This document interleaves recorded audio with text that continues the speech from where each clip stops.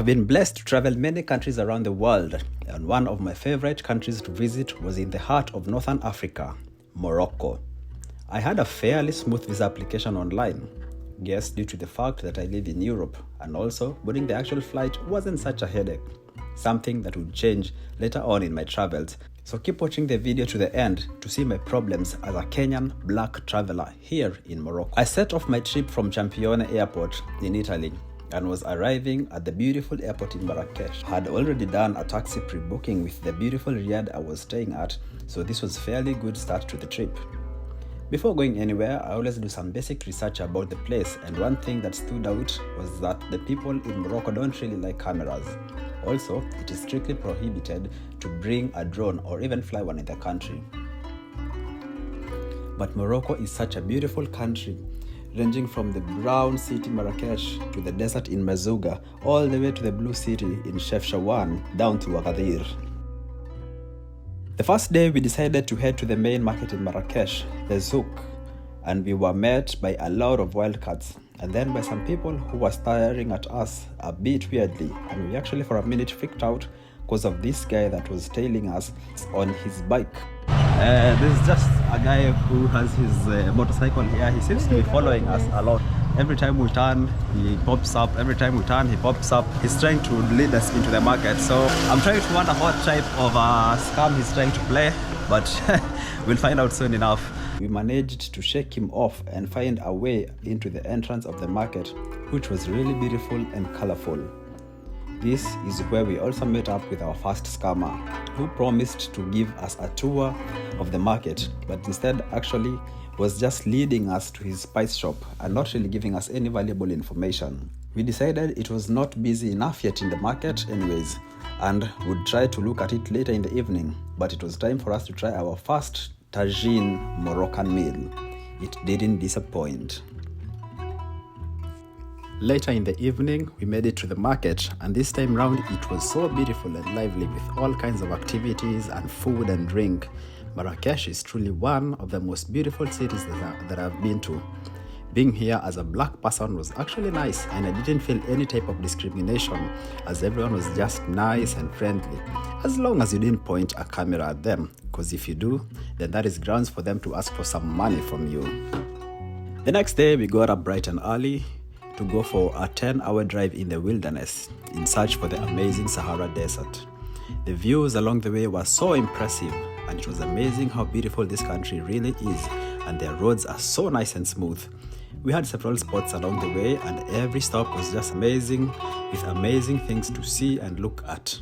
By the time we arrived in the desert was the next day, just in time to catch the sunset by the horizon of the Sahara Desert, and we took some camel rides that were in the deep of the desert and into the desert tents.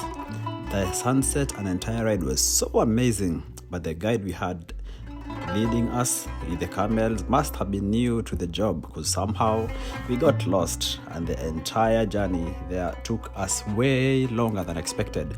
And for a minute there I was freaked out and thought we wouldn't find our way to safety, but it all went well. And so guys, we are still here in the desert, and it's pitch black right now. We didn't know it would be such a long ride. That it would be 1 hour, but it's become almost 2-3 hours. But anyway, it's all good. Our guide knows his way, or so we hope. Otherwise we'll end up in Algeria, which was not in the plan. We had to take the camel rides back again to the main road in the morning, and in this way we also got to see the beautiful sunset in the desert. This is one of the best experiences I have had in my life. From Merzouga, we took a taxi to another city called Fez, and this is when the worst that can happen to a traveler happened to me. So guys, I arrived in Fez, but I got bad news. As we arrived here in the taxi place, the guy dropped us off, and I forgot my small bag which has my passport inside. I don't have my passport. My passport is disappeared, so I don't know how to get in touch with that guy. And the problem is he dropped us off here. He doesn't know where we are staying, and there's no way for me to contact him. I left the taxi, and as soon as he drove off, I realized that I had left a small bag inside there with my house keys, some personal belongings, and worst of all, my passport. The thought of being stuck in Morocco because of lack of a travel document and the stress of finding a Kenyan embassy to help me get an emergency passport, could I not find mine, was crazy. But it was at this point that I sat myself down and gave myself an important self-talk and said not to panic and trust in the universe, because everything always works out for good. We went to the room that we had booked, and I went into the shower, and when I came out of the shower to change clothes, the unbelievable happened. You guys, I came out of the shower, then I was like looking for clothes to wear, and guess what I find inside? My bloody passport. Like, seriously, you guys, I told you, the universe works in mysterious ways. I usually never put my passport together with my clothes, but always have it in that small bag that I lost. But as it so happened, this time round, I actually had put my passport with my regular clothes, and there it lay. It was such a relief having my passport in hand, and finally I could relax and continue on with our journey. Off to the blue city of Chefchaouen we went. Chefchaouen was as beautiful, if not more, than those Instagram photos we see everywhere. It was really diverse and built on a hill. Every corner I took there was always some beauty to see and very photo-friendly areas, but also the scammers were not left behind. This time, it was these two kids who tried to pretend to show us around, and then there were some guys telling them in Arabic to make sure that they ask us for a good sum at the end of the journey.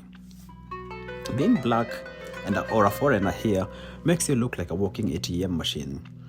But I picked up on this vibe being an experienced traveler and immediately told them that it's okay, we can manage by ourselves. But the kids demanded for a huge sum of money. I laughed it off, and just out of the good of my heart, I gave them something small. So be careful of these scams while here. Finally, it was time to travel down south to the beautiful city of Agadir. This was a time to rest and relax in our hotel, which was amazing. And later on the next day, we went to see the amazing watchtower and also to experience how it is to travel in a cable car, as this was my first time experiencing it. The Orfela Agadir structure was super beautiful, and also the history of how a tragic earthquake happened here, killing more than 15,000, was a very sad to see and hear about. Finally, we went to the beach to finish off this amazing trip. Now, on the way home, I was flying through Agadir airport and check-in went smooth, but my headache came at the immigration. The immigration officer looked at my passport and called me to the side, took me to a different room and questioned me about where I have been in this trip and what I was doing. This scrutiny went on for almost an hour, while there were other Europeans and Americans.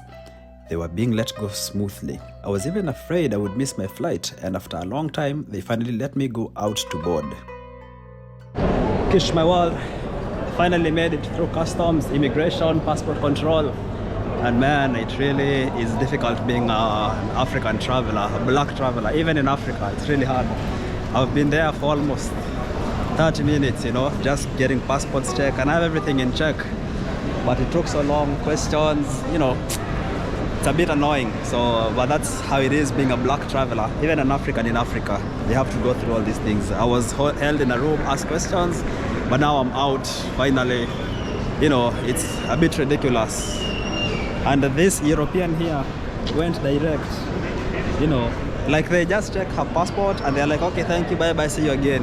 Me, I was taken from one room, they checked my documents, took me to the other room, asked me how long I've stayed here, which hotels I've stayed. Like just a bunch of silly questions, and everything is on the internet.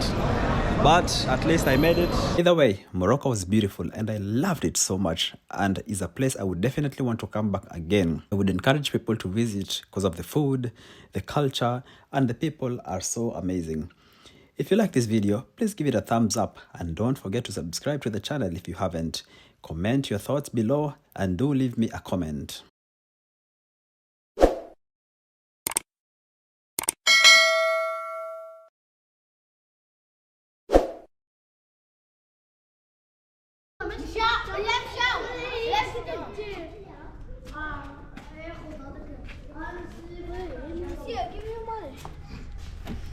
خلاص. خلاص عليكي. زيتي.